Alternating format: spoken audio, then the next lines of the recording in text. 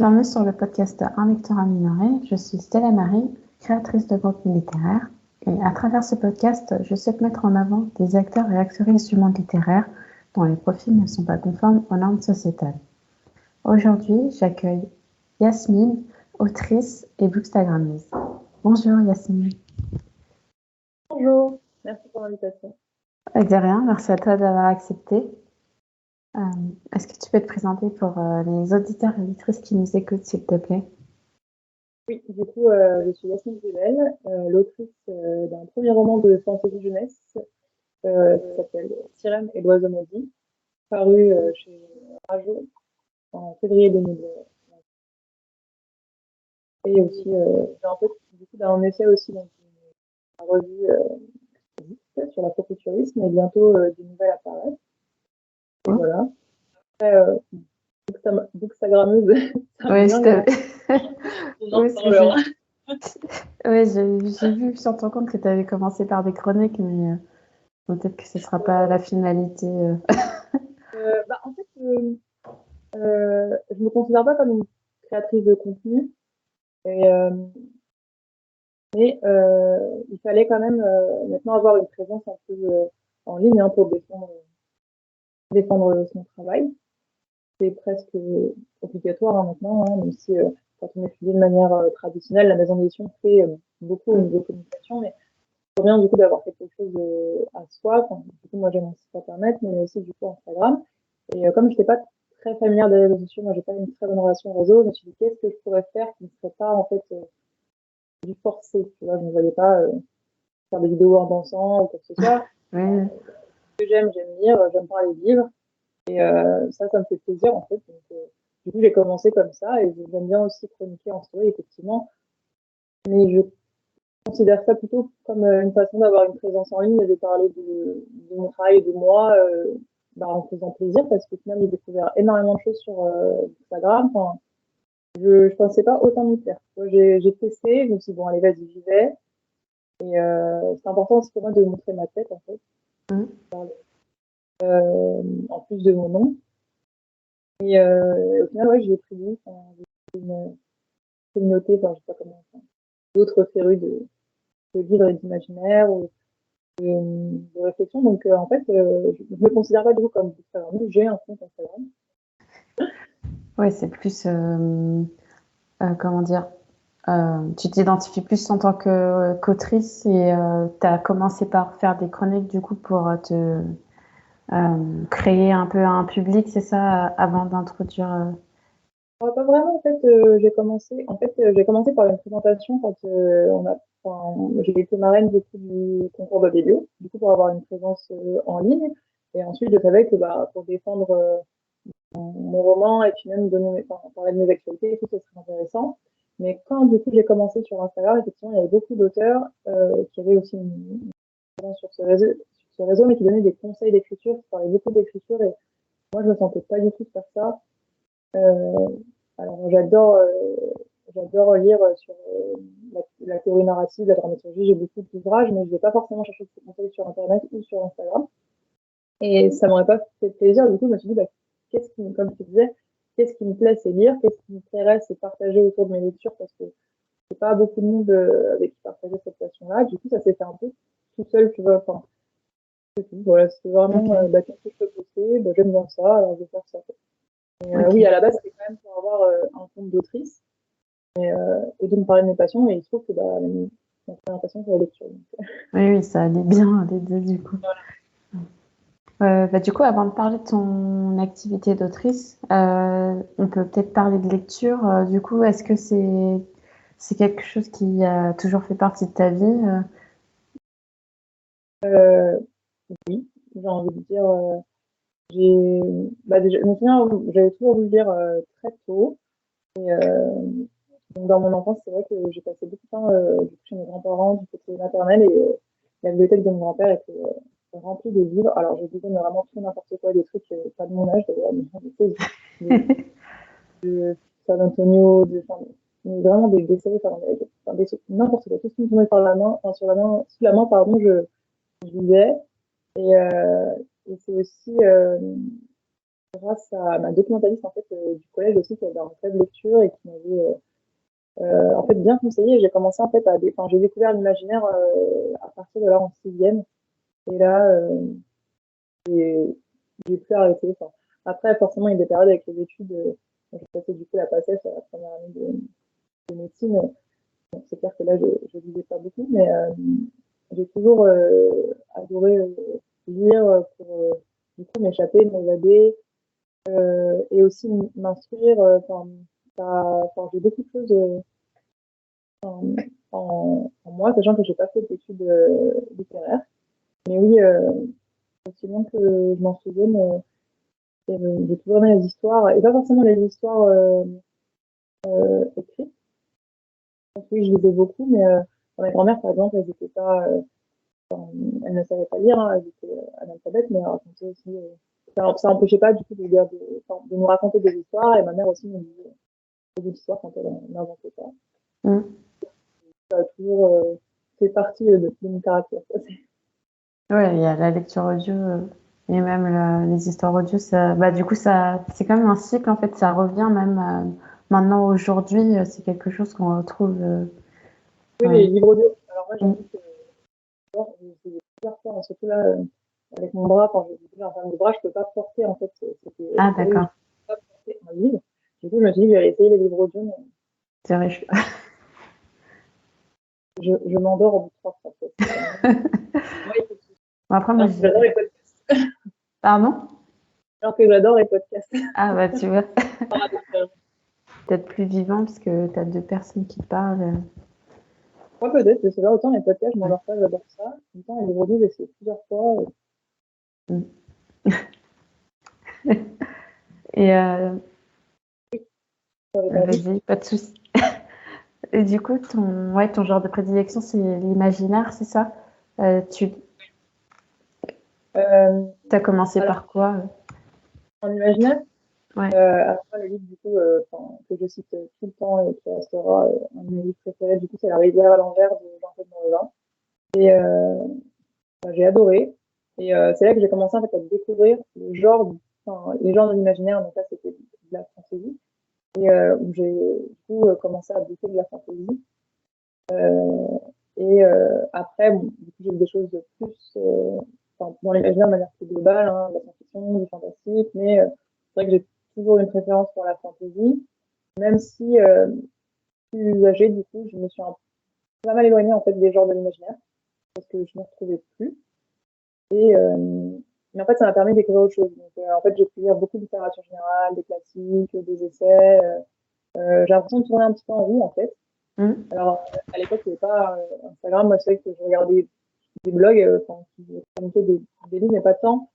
Et, mais bon, j'avais une petite lassitude, en fait.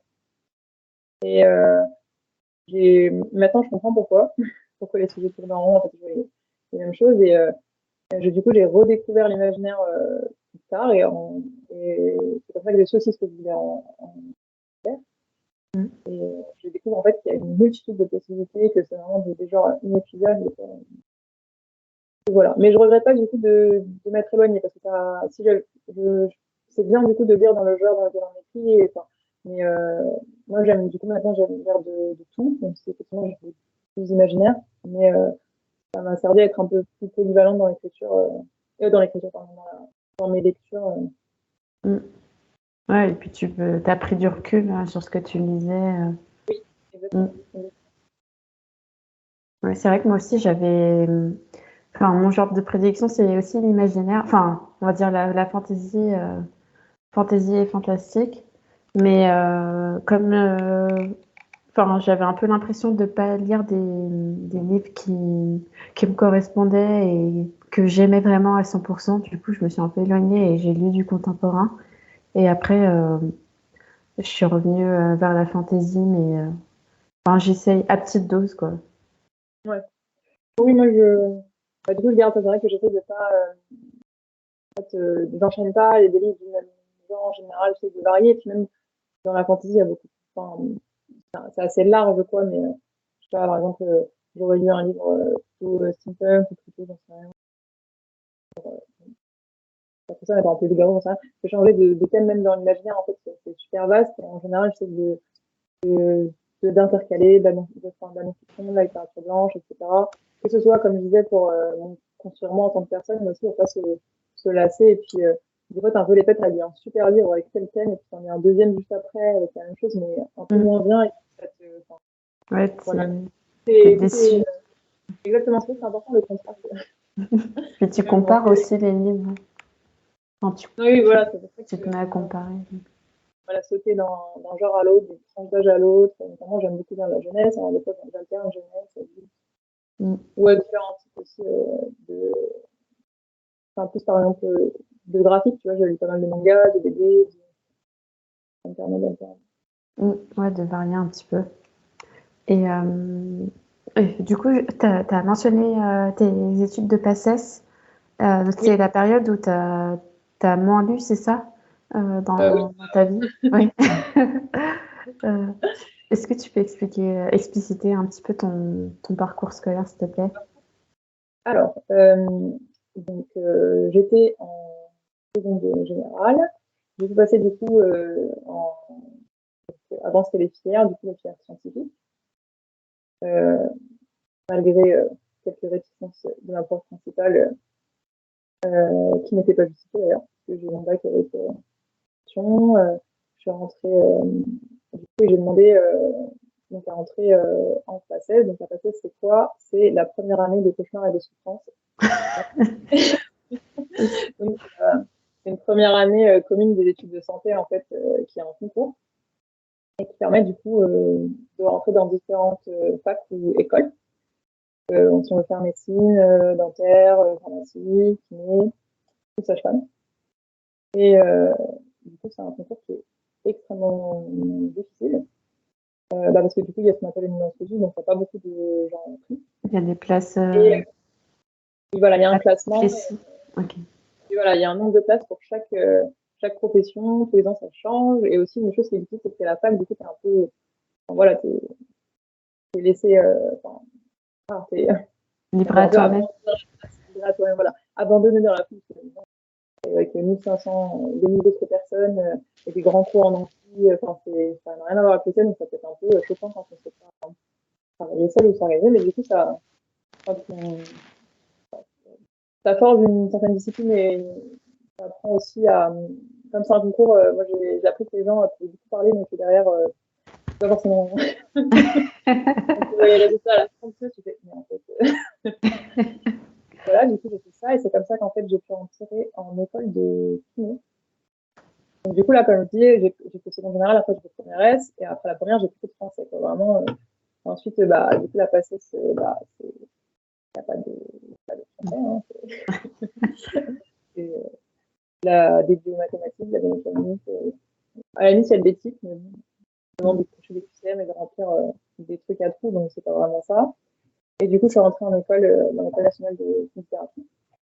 Donc, du coup, j'ai fait mes études, c'est pareil, du coup, c'était pas très littéraire. Et, et ensuite, après en études, j'ai commencé à travailler, hein, c'est jeune, à 21-22 ans. Donc, j'ai travaillé dans des centres pour adolescents, donc en éducation pédiatrique, en neuropédiatrie ou en pédopsychiatrie. Et j'ai fait aussi un diplôme interuniversitaire dans différents labos en analyse biomécanique de la marche. Donc vraiment, on est très très loin d'un parcours littéraire. D'accord. Voilà. Okay.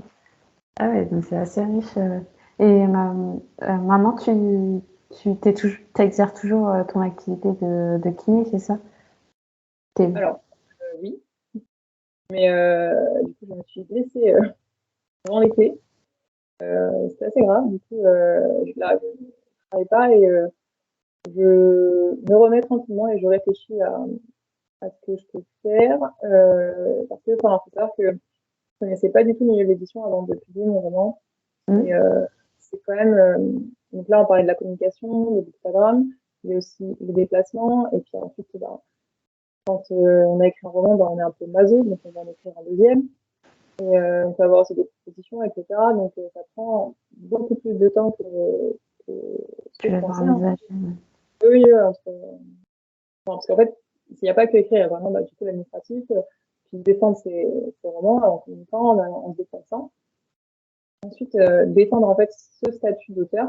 Donc là, j'ai été élue au conseil d'administration de la charte des auteurs et des illustrateurs jeunesse. Donc c'est un engagement en soi aussi qui prend du temps. Et parce que je me suis rendu compte que les auteurs étaient aussi bien traités que les soignants. Du coup, oui, je réfléchis un petit peu à tout ça, donc je ne me prononce pas pour l'instant. D'accord. Je resterai, personne ne m'enlèvera mes diplômes, mais Oui, évidemment. oui, tu pourras toujours y retourner si jamais. Donc, pour l'instant, je soigne cette petite-là. Et puis, Ça marche. Je te souhaite bon rétablissement en tout cas. Du coup, on va peut-être faire la transition vers ton métier d'autrice du coup. Donc, tu as dit que tu connaissais pas du tout le milieu de l'édition avant de te lancer dans CRM. C'est pas quelque chose qui t'était familier, quoi. Non, faut savoir que moi, j'ai écrit vraiment sur le tas. Hein. Enfin, sur le tas. J'ai pas vraiment pas de moyenne, je pense. C'est vrai que quand j'entends les interviews des auteurs, c'est souvent j'écris depuis que je suis toute petite, et j'invente des histoires et tout. Pas du tout. Alors, j'ai inventé des histoires avec mes frères et ma sœur ou des copains au Channel, etc. Donc, on inventait des histoires. J'ai inventé des histoires aussi que je racontais à mes frères le soir, mais j'avais jamais l'acte d'écrire, en fait, vraiment, à part les rédactions école. Ouais. J'ai Ok. commencé à écrire en 2019 et c'est en 2020, du coup, avec les différents confinements que j'ai pris cette activité plus au sérieux. Alors, j'ai dit confinement entre parenthèses parce que moi, je travaillais, du coup. Ouais. euh, et qui m'a permis, en fait, encore plus que la lecture de m'évader pendant cette période qui était très anxiogène dans le milieu hospitalier. Et du coup, pour moi, c'était pas ça n'allait pas devenir un métier. Même si je voulais absolument que ce premier roman soit publié, pour différentes raisons, je pense qu'on en parlera plus tard. Mais j'espère du coup ne pas être autrice d'un roman, mais du coup à ce moment-là, je voulais, quand j'ai vraiment commencé à me dire ça commence à ressembler à quelque chose, je voulais publier, mais j'y connaissais absolument rien. Mm. Comme tout le monde, je faisais des recherches sur Internet. Et j'ai rejoint du coup un forum du coup d'écriture où j'ai pu rencontrer en fait des autrices qui, euh, qui étaient publiées en fait ou non. Et en fait, vraiment le derrière de ce monde en fait, de ce monde du livre avec des appels à texte, des maisons d'édition. Enfin, parce que moi, quand je lisais un livre, je ne regardais absolument pas de quelle maison c'était, qu'est-ce que c'était Ouais, moi publié. non plus au début, pas du tout. Ouais, une éditoriale, que les maisons d'édition elles faisaient du coup des appels à texte, qu'il y avait des événements, on pouvait rencontrer des éditeurs comme aux Imaginales. Mm. Vraiment, quand on n'a pas, enfin, c'est pas vraiment une question de piston, quoi, c'est vraiment une question d'information en fait. C'est un milieu qui est très obscur. Et maintenant, avec les réseaux, avec les forums, on peut vraiment échanger. Il y a beaucoup de choses sur Internet qui nous permettent de comprendre parce que c'est très opaque. Hein. Mm. Et ça m'a du coup pas mal aidé pour passer par une voie autre que juste balancer un manuscrit dans une boîte mail. Ouais, d'accord. Donc, ouais, tu as d'abord tissé des liens, on va dire, avec les auteurs et autrices sur les forums. Tu t'es renseigné ouais, sur comment ça fonctionnait, en gros. Et puis, tu découvrais aussi. Parce Ah oui, que... oui.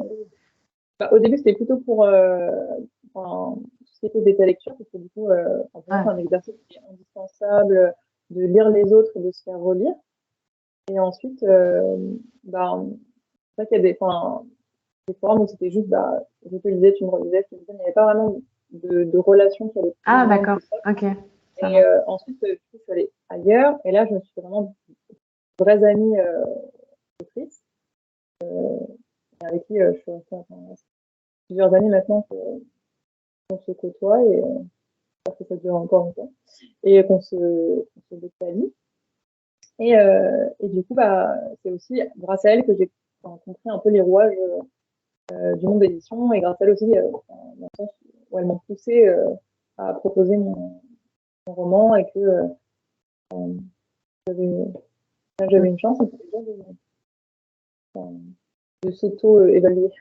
Ok. Et ouais, ce que je voulais savoir, c'est est-ce que tu avais des appréhensions ou des attentes concernant ouais, le monde de l'édition? Parce que, enfin, je sais pas si vraiment tu as pu en avoir vu que tu débarquais en gros dans le milieu, mais est-ce que tu t'attendais à ce que ça se passe peut-être pas aussi bien, mais je veux dire que tu aies pu être entré en contact assez facilement avec les gens ou tu t'attendais à ce que ça allait être beaucoup plus ouais, opaque ou distant que ça? Ben, en fait, au début, j'imaginais vraiment un truc, c'est le monde du livre, un peu, monde d'édition, un peu beau, parisien, etc. Bon, faut savoir que le milieu de l'imaginaire, c'est quand même très différent de la jeunesse que le milieu de la littérature contemporaine ou du blanche, Mm. de ce qui m'en et de ce que j'entends des concernés. Donc, on est un peu plus protégé avec ce lectorat-là. Et bah, au début, je m'attendais à rien dans le sens où je connaissais rien. Ce que je voulais, c'est finir aller jusqu'au bout de mon projet. Vraiment, je me dis, même s'il reste dans un tiroir, au moins je l'aurais fait, je n'ai pas de regrets. Enfin, j'avais besoin de finir quelque chose et plus je corrigeais, plus ça devenait vraiment important pour moi. Euh, je voulais que cette histoire, elle existe sur les étagères. Et là, vraiment, je me suis bougée pour comprendre, avoir mes chances. Et c'est vrai que j'ai fait plusieurs choses, j'ai tenté plusieurs choses du coup, pour mon application. C'était pas juste le concours à Jo et hop, c'est bon, Mm. c'est magique. Enfin, que j'essaie d'expliquer, même quand j'étais marraine l'année dernière, hein, c'était pas du tout passé comme, même si effectivement j'ai eu la chance, j'ai eu une réponse assez rapide, etc. Mais j'avais essayé, il y a d'autres, il y a d'autres moyens aussi, hein, c'était pas comme D'accord. ça. Oui, oui, oui. T'as déjà envoyé à plusieurs maisons d'édition. Ah, tu veux que je te refasse du coup le parcours un peu du livre nature Ouais, je veux bien, s'il te plaît. Donc, alors, je parlais de ce fameux forum où j'avais du coup une amie, Noémie Zorek, qui avait publié du coup son roman Les chats des neiges ne sont pas plus blancs en hiver chez L'Homme sans nom, et elle s'était publiée en fait via la rencontre auteur-éditeur des Imaginaires. Donc, moi, je connaissais un peu les salons et j'y allais pas tant. Quand j'étais allée au salon du Fantastique avant le Covid, je crois. Et autant j'avais bien aimé l'ambiance, mais je me suis sentie un peu à l'écart, c'est un peu bizarre. Dans le sens où j'aimais vraiment ce côté fantastique, mais j'ai l'impression de ne pas être à ma place. Et puis, j'étais avec des personnes aussi qui se sentaient pas trop à leur place, donc, et en plus qui n'étaient pas dans ce délire-là, donc un peu D'accord. particulier. Et je me suis dit, bon, pourquoi pas, et tout, sachant que c'est quand même le plus grand festival imaginaire, et elle m'a expliqué du coup le concept de cette rencontre. Donc, en gros, il fallait envoyer des dossiers avec ses premiers chapitres, un synopsis, et je sais plus un peu sur je crois, et que on pouvait du coup sélectionner. Et donc ça marchait un petit peu premier arrivé, premier servi, quoi. Et elle me dit, bah, ça serait aussi d'être l'occasion de rencontrer ces amis-là et de de mettre un peu dans la porte, en fait, de me renseigner sur les différentes éditions, de quand on fait ses achats, en fait, sur le stand d'un éditeur ou en rencontrant des auteurs, c'est pas pareil, quoi. Donc, je te rends compte un peu tout ça. Du coup, je Mm. me suis inscrite ces conseils. Et donc, mon dossier avait été sélectionné. Et en mai, c'est la en juin, je crois. Donc, en octobre, je suis allée, du coup, c'est les premières imaginales après le Covid. Et j'en garde de super souvenirs. Et là, j'ai pu rencontrer différents éditeurs auxquels j'ai présenté mes projets, différentes éditrices d'ailleurs, un éditeur. Et là, c'est vrai qu'on voit quand même que bah, les éditeurs, c'est des êtres humains et que ça marche quand même beaucoup au feeling, en fait, au tiers. Enfin, il y a la qualité du texte, mais il y a aussi, bah, est-ce qu'il y a une rencontre qui va se faire? Est-ce que on va parler un peu le même langage? Enfin, Mm. c'est quand même une certaine affinité. Donc, il y a aussi l'histoire de bah, ce que c'est la maison, l'histoire de la maison, la ligne éditoriale, etc. Mais il y a aussi la personne qui est l'éditeur en fait de toi. Et ça, je l'ai vraiment compris quand j'ai fait les entretiens. J'avais beaucoup préparé. Hein. Je suis pas du tout allée dans les poches. Hein. Oui, oui, j'imagine. C'est comme les conférences, hein, c'est beaucoup. travail. Et j'ai rencontré différents auditeurs et ça s'est très bien passé. Sauf pour un, je trouve que ça s'est moyennement passé. Et, et encore, c'était plus une question d'affinité qu'autre chose. Et là, en fait, j'ai eu des adresses, on m'a demandé, bah voilà, tu peux, voilà, on est intéressé pour relire la suite, si vous voulez, envoyer, etc. Et il se trouve qu'en même temps, il y avait la première édition du concours Rajo. Donc, c'est les éditions Rajo qui ont lancé un appel à texte, un appel à projet pour des romans imaginaires. Et j'ai hésité à participer, sachant que l'année d'avant, ils avaient fait du coup un appel à texte avec l'association Dudeka. Donc, j'ai découvert le compte de Rajo via l'association Dudeka. Ah, d'accord. Et en fait, donc cette édition Rajo, c'était, pour moi, c'était beaucoup, je pense, d'hétéro, la quête de Hélène, etc. Et puis j'avais découvert en plus le travail d'Adrien Thomas, donc ça que j'aime beaucoup. Également, en plus, une association musicale, donc je suivais en fait le travail. Et des ambassadrices comme Gracie, donc, qui est une journaliste dont j'adore le podcast, Aya Sissoko, qui est genre, une légende de cette famille, comme c'est pas Aya Sissoko. Bref.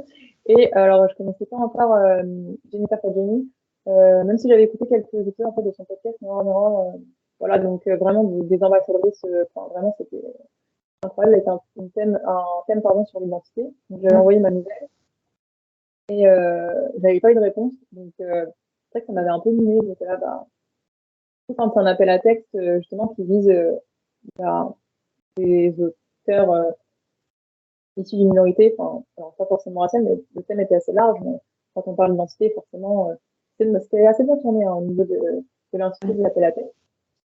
Et du coup, ça n'avait pas été retenu. Du coup, je me dis, c'est quand même un appel à texte qui te dit presque toi, en fait, qui disent, on te dit, on veut t'entendre, on veut entendre ton histoire, c'est pour nous un peu l'appel à texte, tu vois, du coup, c'était là.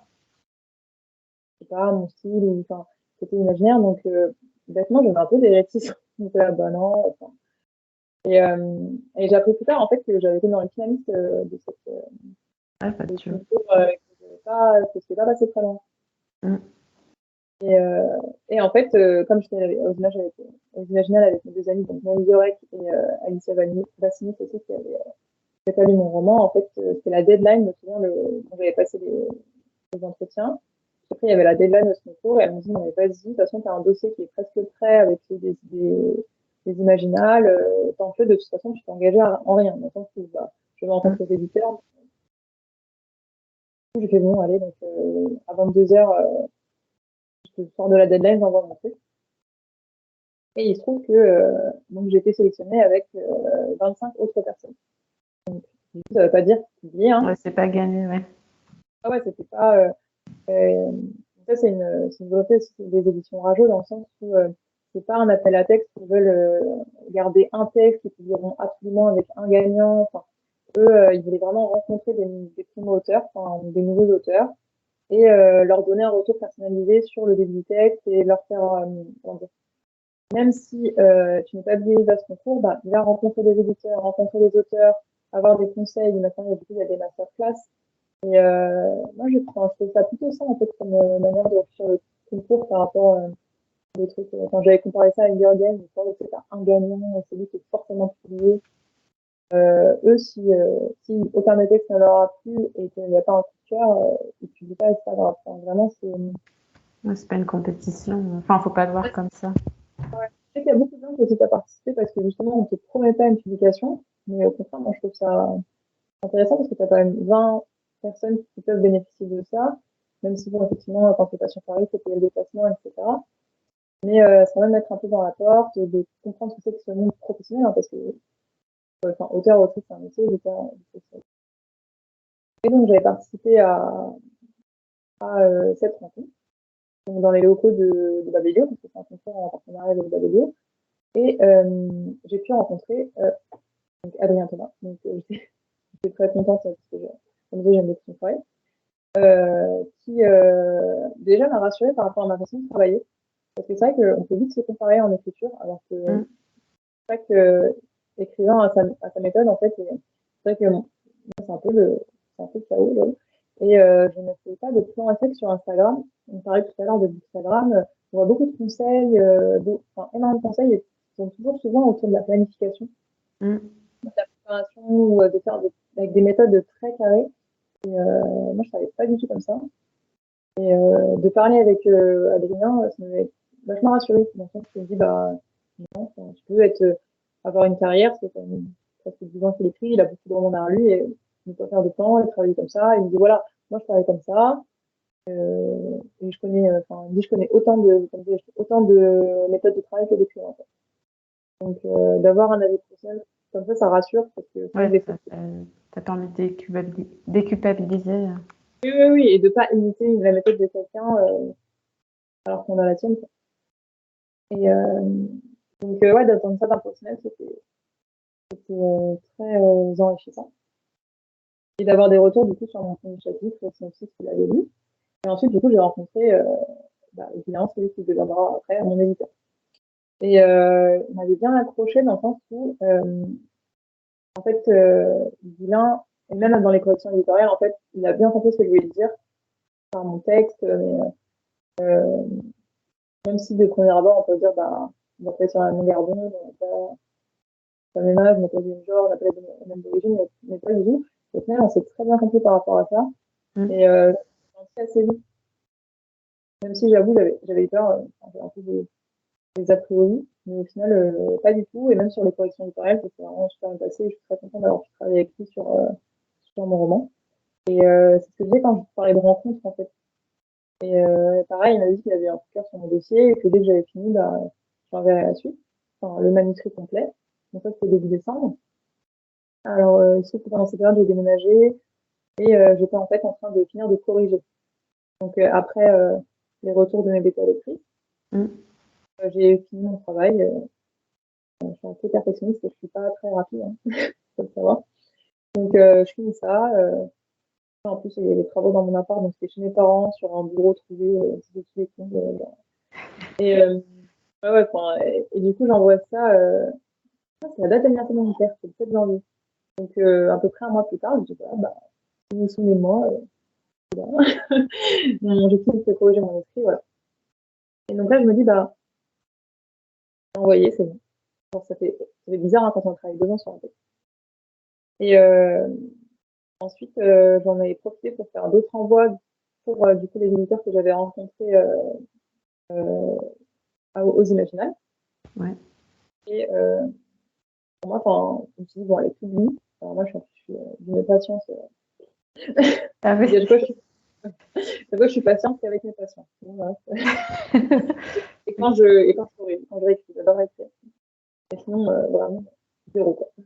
Et, mais là, je me suis dit, non, tu laisses de côté. De toute façon, j'avais d'autres petites idées. Je me suis dit, bah, notamment mon second roman, ou juste travailler sur de la théorie narrative, ce genre de choses. Et en fait, j'ai une réponse très rapide, en 4 jours. Ah oui. Ouais, il m'a répondu, bah, en fait, c'est le roman, on a adoré, on aimerait en discuter pour et du coup, c'est vrai qu'on avait fixé un rendez-vous pour se rencontrer dans les locaux de radio.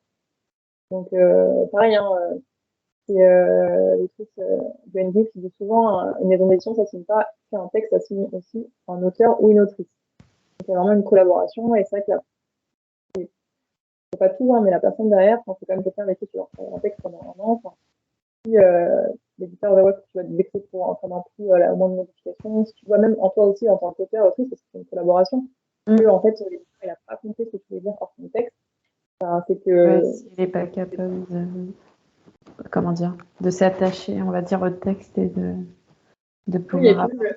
Ouais. le message, parce que des fois j'ai eu des retours, je savais que quand c'était pas, ce serait pas entendu sur la mise en valeur de mon texte. Nous n'avons pas les mêmes valeurs sur la En fait. et ce que j'ai pas du tout senti avec Radio. Alors malheureusement, je n'ai pas pu aller au rendez-vous parce qu'un patient avait fait le Covid juste avant, donc j'étais ravie. Et j'ai fait ça en vidéo avec 38 de fièvre. Mais ça s'est très bien passé. Et là, ouais, j'ai compris qu'on était sur la même longueur d'onde par rapport aux corrections à avoir et tout. Le courant a su passer.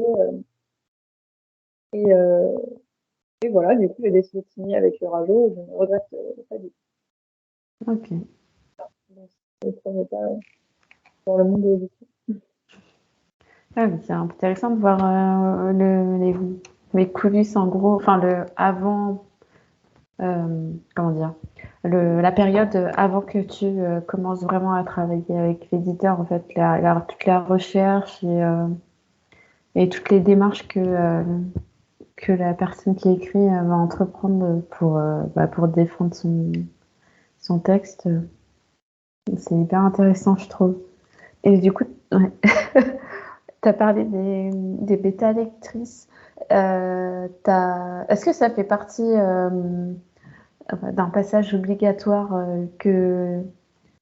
comment dire, que les auteurs et autrices s'imposent, ou est-ce que c'est les maisons d'édition qui le suggèrent? Enfin, Ça dépend en fait de chacun.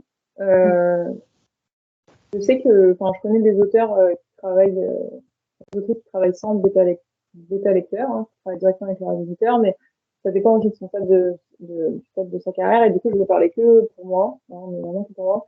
Pour moi, en fait, ça me semble indispensable de bêta lire les autres, parce que en fait, on voit beaucoup plus. En fait, on voit plus facilement les erreurs chez les autres. En fait, en commentant, on peut apprendre oui. énormément sur sa propre écriture. Parce que Mm. souvent, il y a des gens qui demandent à se faire lire, mais qui ne font pas l'effort de rendre l'appareil. Et aussi de se faire lire, parce que, enfin, c'est ce que je disais aussi à mon éditeur, c'est que moi, je veux absolument, enfin, je lui donne rien si c'est pas relu par mes détails. Parce D'accord. que on est tellement dans son texte, on se rend même plus compte des inférences, et ça aide vraiment à avoir le regard extérieur qu'on a plus. Quand ça fait 2 ans qu'on a la tête dans le guidon, on voit plus des évidences. Alors, il y en a qui mettent le manuscrit dans le tiroir et qui attendent 2 mois pour oublier, donc c'est ce que je peux faire aussi, mais avoir un regard extérieur et puis avoir aussi quelqu'un avec qui discuter de son histoire, pas, l'impact de la fin d'un personnage, de ses problèmes.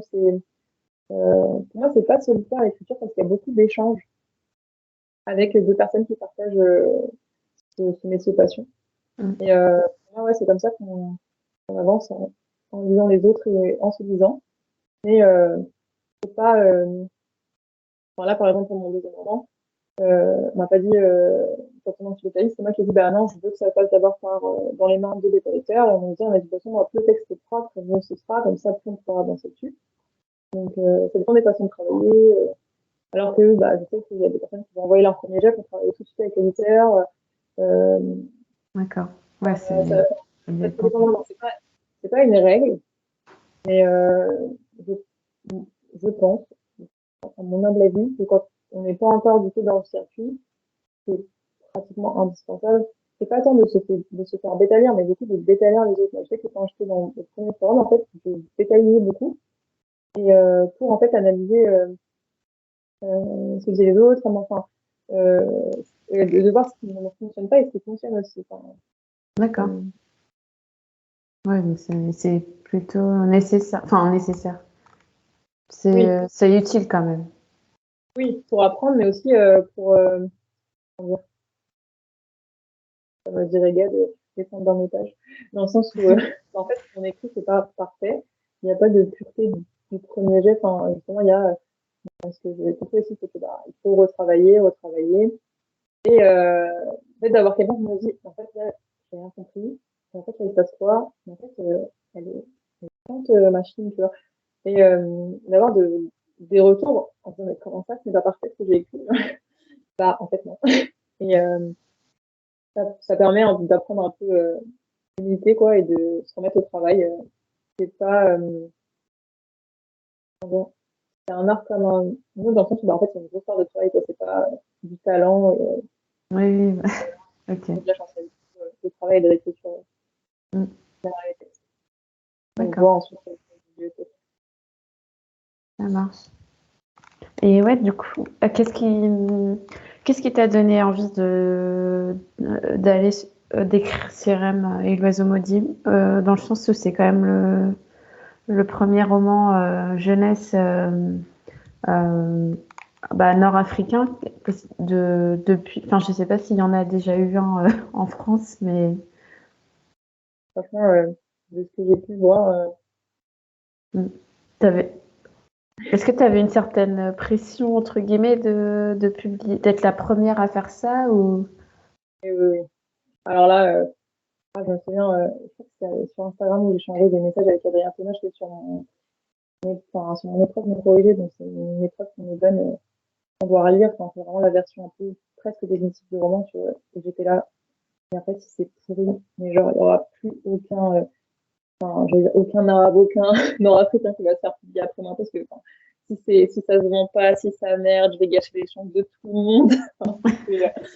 C'est un peu, tu perds un peu ton droit à l'individualité. C'est forcé, enfin, comme si tu étais forcé de représenter quelque chose. Alors, Oui, alors. moi, j'ai écrit une histoire. Mais ouais, si, j'ai pas senti tout de suite cette pression, mais vraiment à la fin, quand ça commençait à se concrétiser. Je me suis dit, en fait, c'est un peu aussi quand je me suis mis sur les réseaux et que j'ai vu l'attente derrière, etc. Et Ouais, que là, c'est vrai qu'il y a eu ouais, un engouement. parce que en fait, c'est mon premier roman. Enfin, j'avais jamais rien écrit avant, à part une petite nouvelle. Des petites nouvelles, vraiment, c'est tout moi, quoi. Et du coup, si ça m'a fait flipper, mais sur la fin. Au début, je m'en rendais pas compte. Après, sur pourquoi j'ai commencé à l'écrire, euh, c'est pour deux raisons.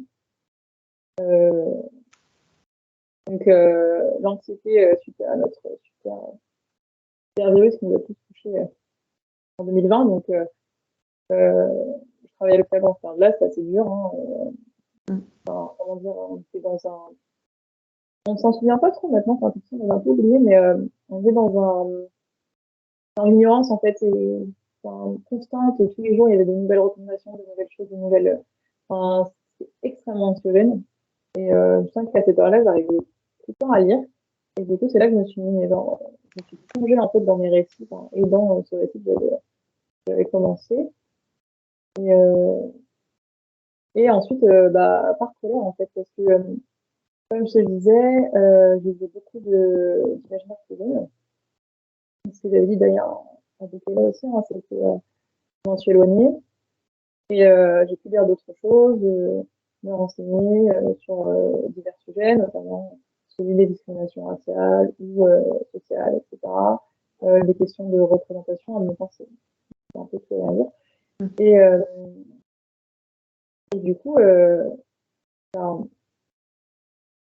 ça m'a donné envie en fait d'agir, de faire quelque chose. Alors c'est vrai que dans mon travail, je voyais déjà en fait le fait euh, d'être née en blouse blanche, enfin l'image en fait que je répercutais déjà chez les jeunes.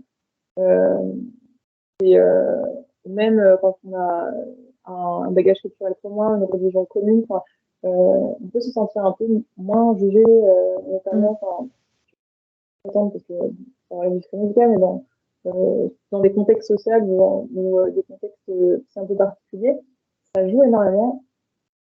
Et j'ai vraiment vu pendant ces années, on a travaillé télé.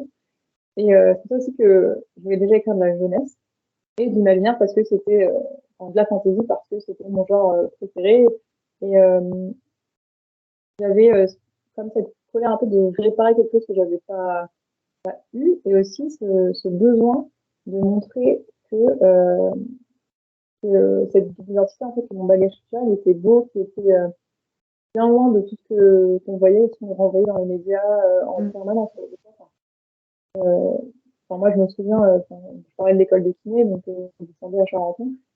Combien de fois j'ai vu les unes du point affichées, mes formations, je me dis, mais je passais devant ces titres tous les jours. Enfin, c'est dingue quand même ce que ça peut faire.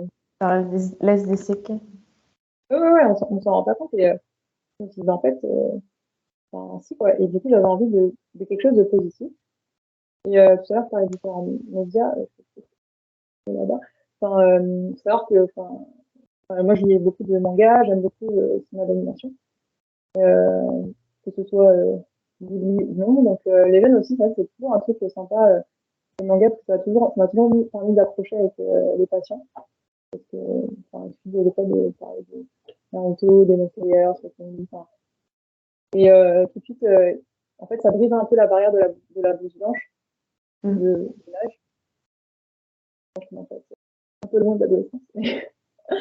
Et ce que j'aime bien, en fait, et ce que j'ai remarqué que les jeunes aimaient bien dans ces mangas, c'est que En fait, les Japonais, je vais prendre un exemple, un manga connu, donc Naruto, hein, j'ai encore lu, j'ai encore des patients de 13 ans qui lisent Naruto, alors que moi je lisais ça depuis 13 ans aussi. Hein. Et même Dragon Ball, j'ai l'impression que j'ai des gens qui lisent Ah, Dragon Ball. Là, pour le coup. ça Et en rajeunit fait, ça. ah ouais, non, mais, Naruto c'est bien, Dragon Ball c'est super. Enfin, même pour moi c'était bien. Et en fait, je leur disais, mais en fait, c'est de l'imaginaire. C'est de l'imaginaire, ça c'est de la fantaisie, Naruto c'est de la fantaisie. Hein. Ce que je trouvais fascinant dans ces mangas, même dans les films de Ghibli, c'est qu'ils prenaient du coup des inspirations du folklore en fait japonais. Donc, Mm. quand on parle de yokai, enfin, les histoires des ninjas, c'est partie de l'histoire du Japon. Ils en faisaient en fait de la fantaisie. Et là, je me suis dit, mais pourquoi est-ce que je peux pas faire ça, mais avec ma culture en fait. Et ça paraît bête maintenant parce on voit ça, on voit beaucoup ça en ce moment. Et moi, quand je disais, l'imaginaire, c'était médiéval, européen, Ouais. enfin, c'est Mm. vrai que ça paraît un peu bête comme réalisation maintenant, mais enfin, je savais pas que c'était possible, quoi. Et d'avoir un imaginaire qui n'était pas enfin, issu du Moyen Âge européen, et aussi que ça pouvait permettre en fait de mettre en valeur de beaux aspects de son héritage culturel, n'importe n'importe, hein, et qui ne correspondaient pas forcément aux normes, et que c'était de l'imaginaire et de la fantaisie.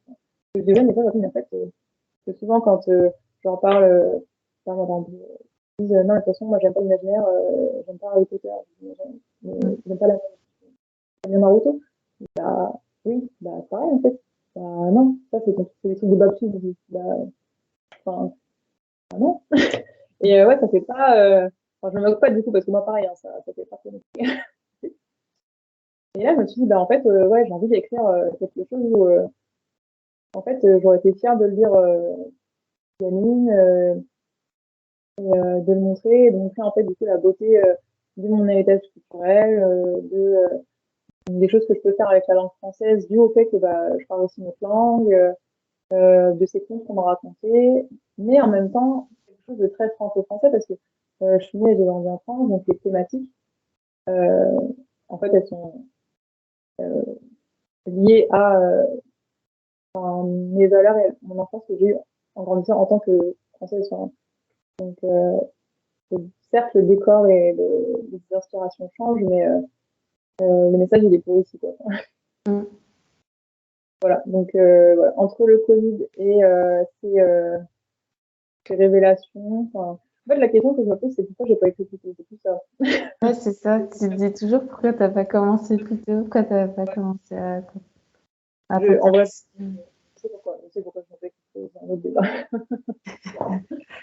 Bon, après, oui, quand comment dire, euh, quand t'as pris l'habitude et l'automatisme de te référer qu'à des références eurocentrées, bah, t'oublies un peu un pan de ton identité, quoi. Et tu te dis pas, bah si, en fait, tu peux voir des gens comme moi. Enfin, je peux voir des gens comme moi dans des livres, dans des films. Ouais. Non, mais ça, c'est extrêmement important parce que si j'avais pas entendu des gens comme Laurent Safou, enfin, il y a Laurent Safou, Faiza Again, Kéta Archi, c'est des femmes que je connaissais pas du tout. Enfin, et donc, Faiza Again, pareil, je l'ai entendu dans un podcast. Alors, je sais pas si tu as déjà entendu Faiza Again parler, Non. non? Eh ben, elle a ce qu'on appelle du coup l'accent de la banlieue. Donc, elle a grandi en cette famille, comme moi, et elle s'exprime vraiment avec cet accent de, bah, qu'on juge, enfin, ça fait un accent de corps, mais du coup, de banlieusard, quoi. Et elle s'en fout, en fait. Et, ses livres sont des pépites, enfin, j'adore ce qu'elle fait, et ça reste, elle a des propos extrêmement intéressants, sans, en fait, se cacher une autre identité ou essayer d'être ce qu'elle n'est pas. Et moi, d'entendre des gens comme ça, ça fait énormément de bien. Et Ouais. ça permet en fait de réévaluer ses... Même quand j'ai commencé à faire, du coup, j'avais 27, 8 ans. Et alors, même à cet âge-là, en fait, d'ouvrir encore ses horizons. Et c'est ce que je souhaitais faire aussi quand on parlait des réseaux sociaux. Je te disais bah, de montrer. C'est vrai que, alors moi, franchement, je ne suis pas du tout réseau. C'est-à-dire que j'ai eu Facebook juste pour les groupes d'étudiants. Je postais à peine, 10 heures, je supprimais. Je déteste Twitter, pour moi c'est le réseau du shaitan, enfin, je Ah, peux moi, je pas. suis jamais allée. Et tout le monde me dit ça sur le podcast. Ouais, je peux pas. Et du coup, Instagram, c'est le seul truc où mon père et mon mari faisaient des photos, puis je sais qu'il y avait des petits. Je me dis, bon, ça a l'air d'être un peu plus bisounours, tu vois. Donc, j'ai Mm. tenté, mais des photos d'images, et je me dis, c'est quoi, en fait, je vais montrer, je vais peut-être essayer de montrer ma tête, euh, même si c'est pas, genre, je suis pas fait pour des selfies, etc., je sais pas des trucs et tout, parce que, pour moi, ça a été important, en fait, de voir, bah, ces têtes-là. Mm. Et du coup, j'essaie de le faire, pour ces raisons-là. Ok. Bah, ouais, je trouve ça très honorable. Et La ouais, modeste, c'est. pas changer le monde non plus, hein, mais Pardon? je dis, je vais pas changer le monde non plus, mais Ah, c'est ouais. des petits trucs que je. Mm. Ouais, bah, c'est courageux quand même d'afficher son identité sur les réseaux, sachant à quoi tu peux être confronté. Ah oui, c'est sûr. Bah, c'est une des raisons pour lesquelles je n'avais jamais été sur les réseaux avant. C'est que dire, ça peut être extrêmement violent, d'autant plus bah, quand on est une femme, quand on est une femme racisée, quand on est une femme musulmane. Enfin, je veux dire, je sais très bien pourquoi je suis jamais. Enfin, les gens ne comprennent souvent pas pourquoi je ne sais pas, Mm.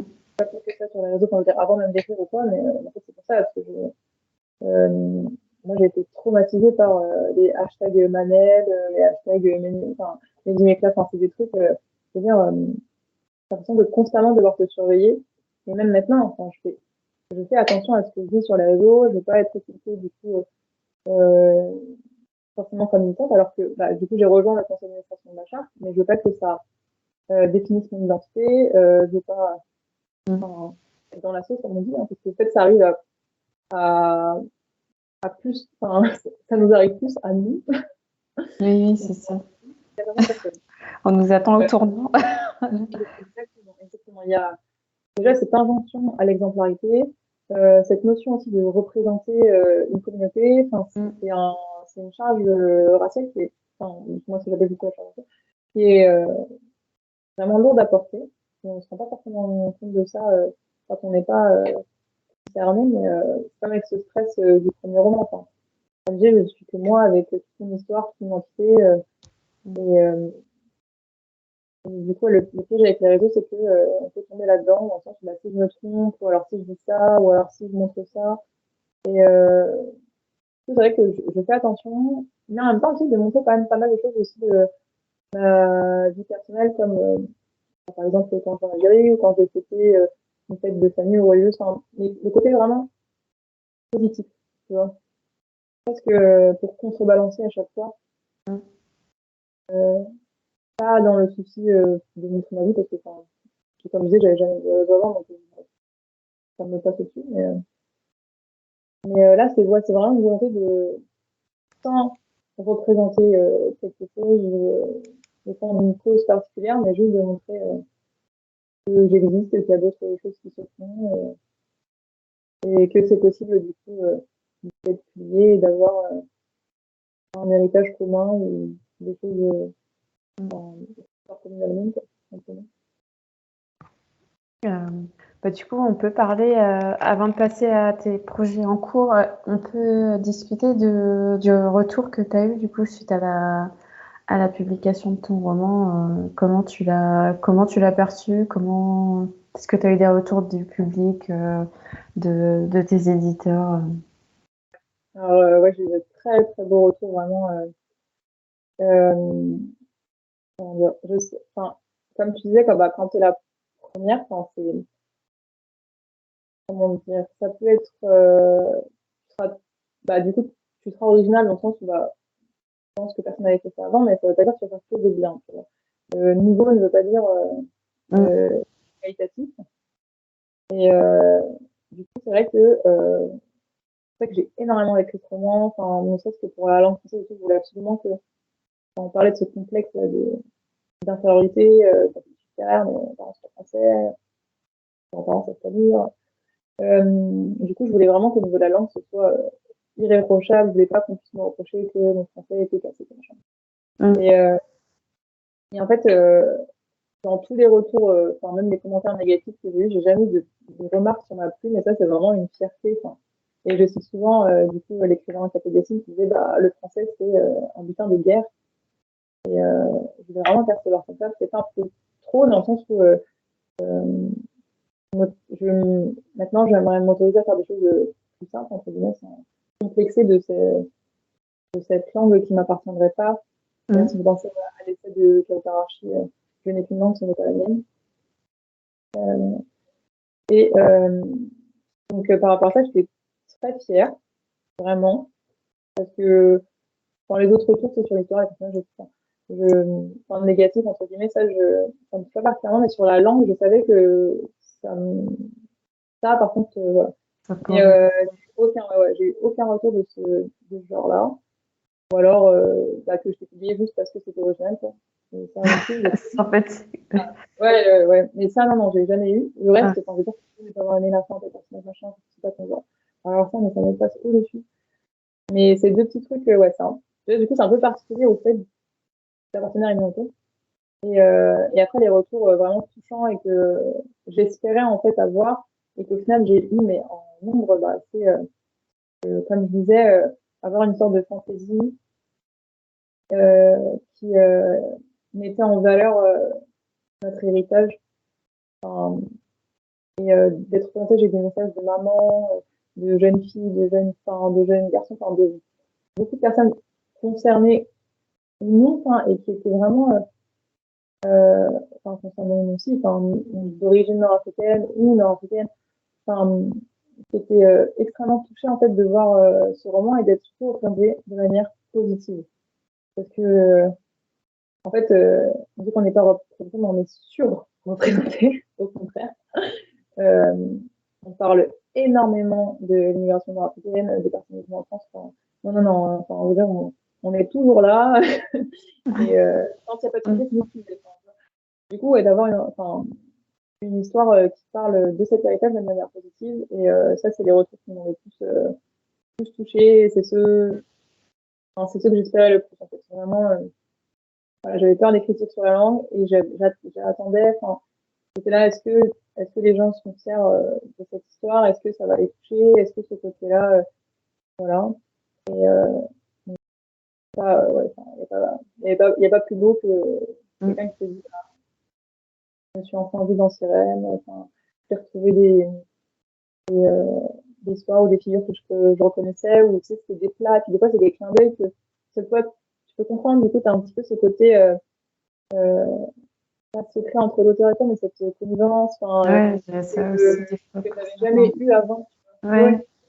À un moment, par exemple, dans le roman, je parle de crêpes Mitrou. Donc, toi, si tu connais pas les crêpes Mitrou, tu vas dire, ouais, c'est des crêpes, alors c'est pas sur Google, mais quelqu'un qui me dit, ah, mais c'est marrant parce que du coup, ça a plusieurs noms en arabe selon les régions, selon les pays, etc. Mais du coup, chacun était là, ah, mais c'est des barrés, mais là, je dis, ah, non, mais c'est des pains. Du coup, je dis, pardon, non, mais vous l'appelez comme vous voulez, vous l'avez reconnu, ça. Donc, c'est pas essentiel pour comprendre l'histoire.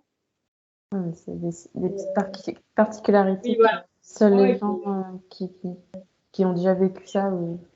Oui, voilà. Et le côté ancré vraiment dans une culture et pas dans un Grand Orient avec un haut fou, parce que moi, tout ce que j'ai vu, ça a toujours été ça, quoi. Ça peut parler de jeans, de désert, de machin, mais c'est soit exotisé, soit extrêmement fou, soit pas ancré dans un bagage culturel. Tu vois, je prenais l'exemple de Naruto et du Japon, tu vois, quelque chose de vraiment ancré dans une zone géographique. Ouais, tu peux situer, ouais, c'est ce que je... Voilà, que tu peux situer avec un héritage précis et pas juste le flou de l'Orient, tu vois, j'avais jamais vu ça. Et ouais, c'était le retour en fait qui m'ont fait le plus plaisir et je m'attendais pas à en avoir autant. Après, ce que j'ai aimé aussi, c'est avoir une reconnaissance un peu dans le monde de l'imaginaire avec, j'ai besoin d'avoir beaucoup d'invitations. Je sais que c'est aussi le fait que, comme tu disais, je suis la seule, donc forcément, au début, ça aide. Et donc, clairement, ce que je disais, moi, je vais pas cracher dessus. Hein, j'ai assez galéré pour que. Oui, mais t'as raison. Ouais. C'est de la discrimination positive. Non. Ouais, de pouvoir m'exprimer en conférence et de voir que ça intéressait quand même et que même les personnes du coup qui n'étaient pas concernées, en fait, elles appréciaient mon corps, qu'elle restait même universelle en fait, qu'on pouvait que se retrouver dans ce rêve, qu'on ait ce bagage ou pas. Mm. Voilà, même si je savais aussi que j'allais avoir aussi des productions un peu plus exotisantes, pour vraiment une bonne fin, ou alors des trucs, des fois j'ai eu, ah mais je pensais que c'est vraiment allait me faire plus voyager, mais en fait, je sais pas. Mais bon, c'est pas, c'est ce genre de, enfin, ce genre de petites critiques que tu sens le. La remarque qui veut Ouais. objectif, c'est vrai. C'est là, est-ce que tu dirais ça dans les livre de fantasy qui se passe en Europe? Non, je pense pas, non. Mm. Voilà. Mais bon, non, enfin, je suis vraiment très contente des retours et des rencontres aussi. Je le vois dans les gens qui prennent mon livre. En fait, c'est mon éditeur qui m'avait fait remarquer ça au Salon de Livre Paris.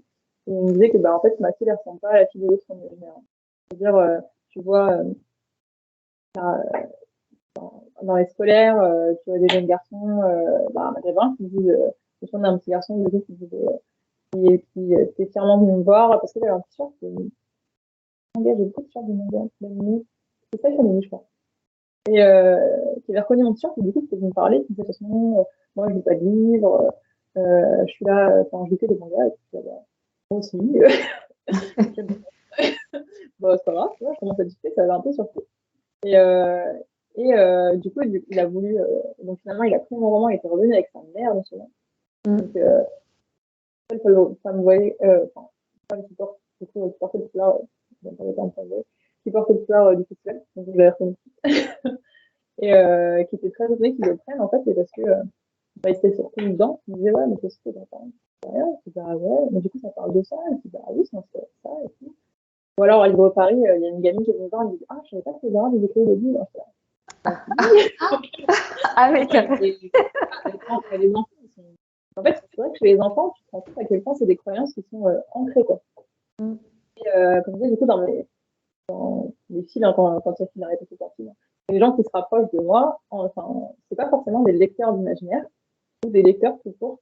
Donc, et ça m'a fait plaisir de le voir en vrai, en fait, que ça, ça pouvait être une porte d'entrée pour d'autres personnes, parce que c'est vrai que le lectorat d'imaginaire, enfin, lit beaucoup, donc ça c'est bien, mais c'est vrai qu'on reste un peu entre nous. Et moi, le but, c'est pas de rester que, même si j'ai envie d'écrire l'imaginaire, mais c'est pas écrire l'imaginaire pour dépayser les gens qui ont lu déjà beaucoup d'imaginaire. Oui, d'accord. C'est pas Oui, mon objectif. Même si c'est cool, enfin, super si ça change et que vous aimez découvrir des choses, etc. mm. D'ailleurs, souvent, on me demande aussi d'expliquer, je là-bas. Enfin, ouais, mais c'est vrai que j'ai eu des remarques comme ça, oui, on aimerait bien aller plus loin, on aimerait bien avoir un lexique qui les gens, et puis en fait, il y a des personnes qui vont parler de ces thèmes plus en profondeur, ou alors, bah, Mm. voilà, mais c'est pas à moi de tout C'est pas un expliquer. dictionnaire. Et voilà, c'est ça. Et même si c'est dit à chaque fois très gentiment, hein, on aurait envie d'en savoir plus, je sais pas. Mm. Je peux pouvoir qu'il y ait plus de personnes, parce qu'il y a tant de choses à dire que, non, je peux pas tout mettre dans un roman. Et donc, ouais, ces lecteurs d'imaginaire-là sont, je trouve que les lecteurs d'imaginaire et les lectrices sont très bienveillants en général, surtout quand tu vas en salon et curieux. Tu vois, ils vont pas très curieux, envie de choses nouvelles, mais ça me touche encore plus quand les gens qui ne sont pas forcément des lecteurs d'imaginaire ou pas des lecteurs tout court. Comme je disais, au salon de Paris, c'est un salon qui est généraliste, hein, c'est pas un salon d'imaginaire. Et je voyais bien que, comme je disais, enfin, c'est une lecteur qui m'a fait remarquer que ma fille s'en est aux autres, dans le sens où il y avait énormément de personnes, d'adolescents ou d'enfants ou de femmes qui étaient issues de l'immigration. Et avec et qui prenaient mon bouquin alors que tu voyais dans leur pile qu'ils disaient carrément la même chose. Moi, je me souviens une jeune fille, elle avait dans sa pile, elle avait un livre d'astrophysique, je crois, un livre de littérature blanche, et elle était venue prendre Sirène. En fait, tu vois un peu les piles que les gens ont. Mm. Et rien à voir quand elle me disait, moi, je sais pas d'imaginaire, mais ça me parle. Et J'ai un large pas, public. ouais. Mm. Et franchement, c'était un de mes objectifs secrets, mes rêves. Je sais pas. Tu l'as bien accompli, du coup.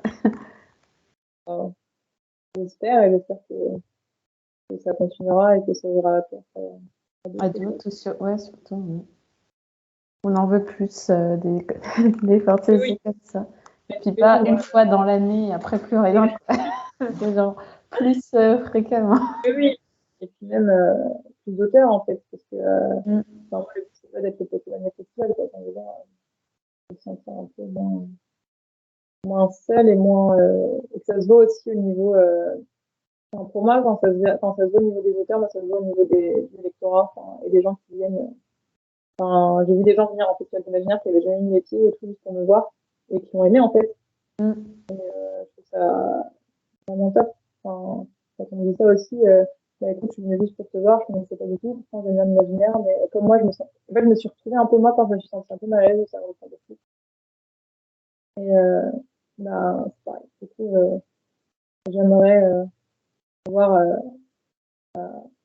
modester, contribuer à tout ça.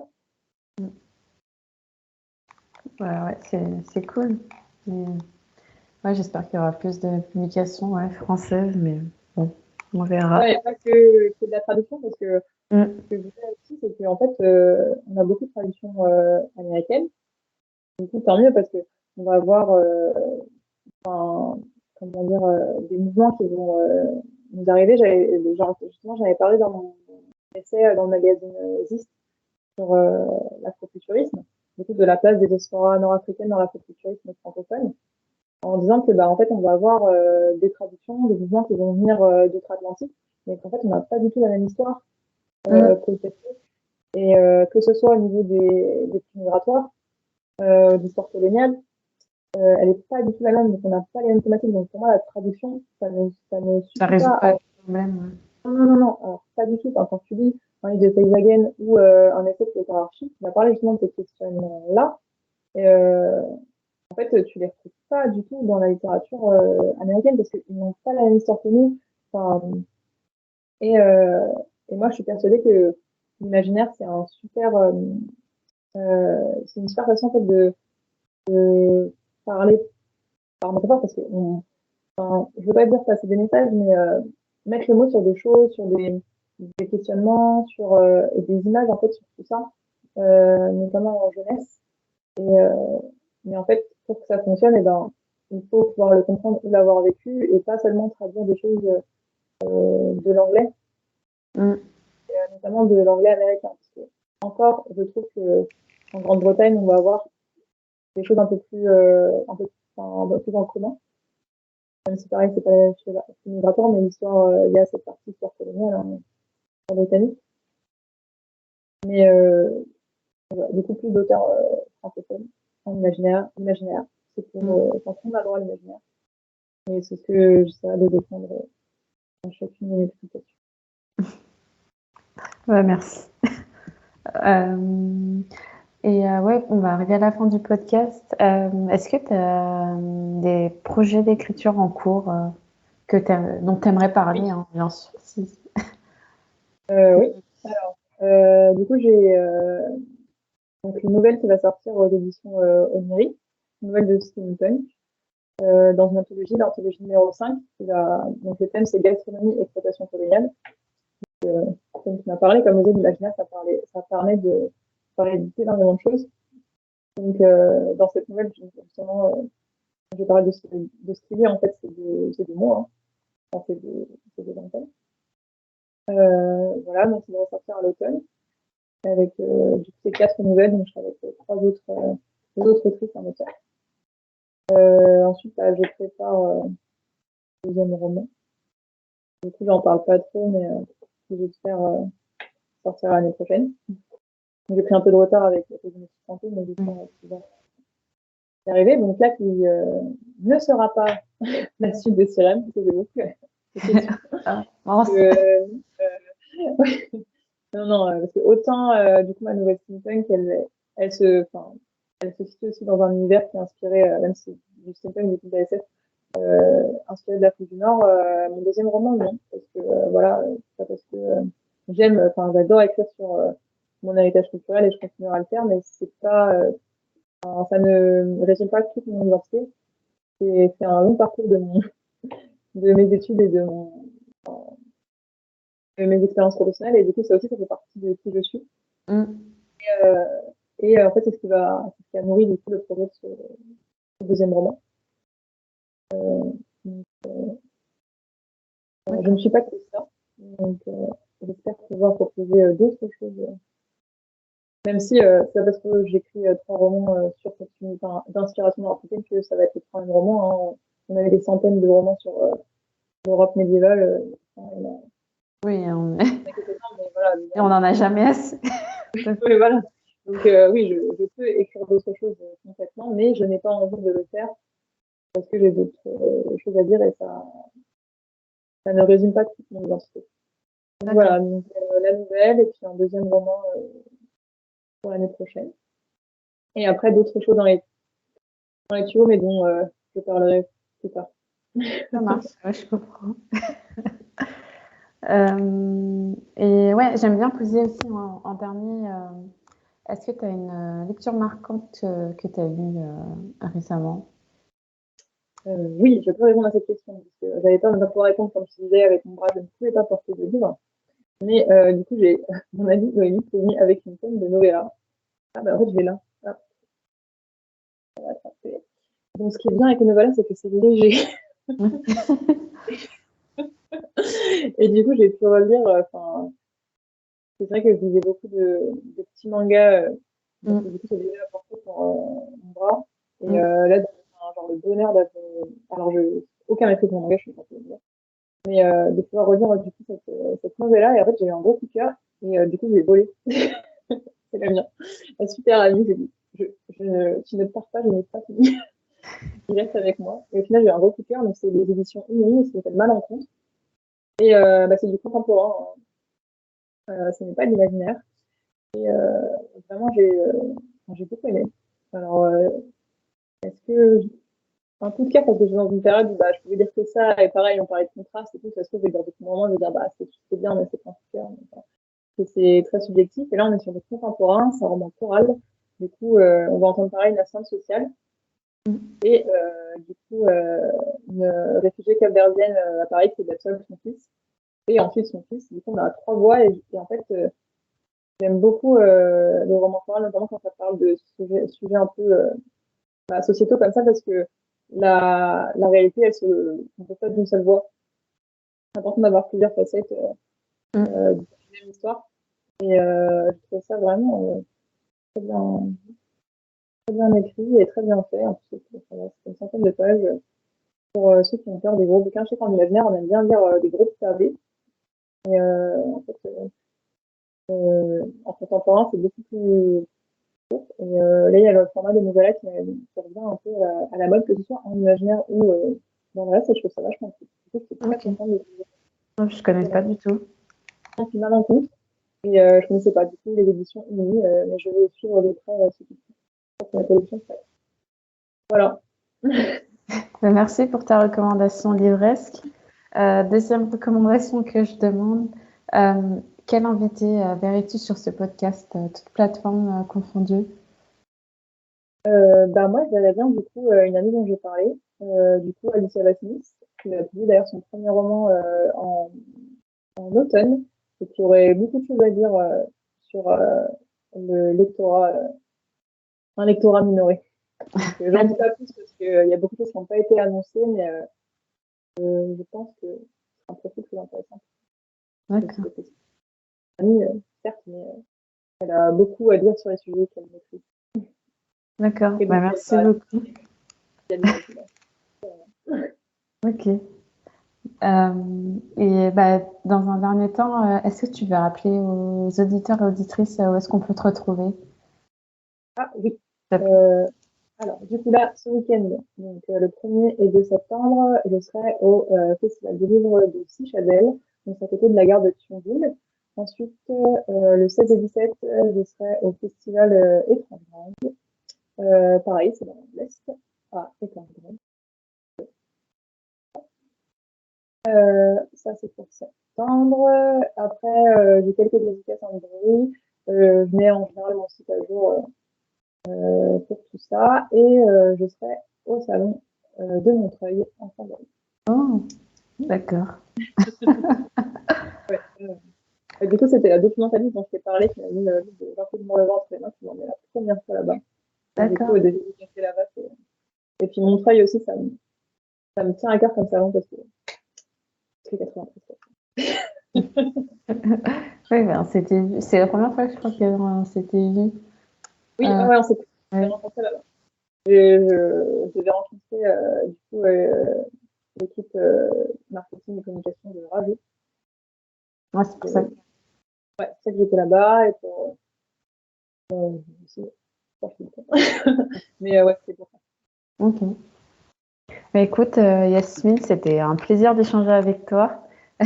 Merci encore d'avoir consacré ton temps pour intervenir sur ce podcast. Pour raconter ma vie. C'est vrai. C'est le but. Ok. Je suis sûre que ça intéressera plein de gens. J'espère. Mais écoute, je vais remercier les auditeurs et auditrices d'avoir écouté cet épisode d'un lectorat minoré. Et je vous dis à tous et à toutes à très bientôt. Au revoir.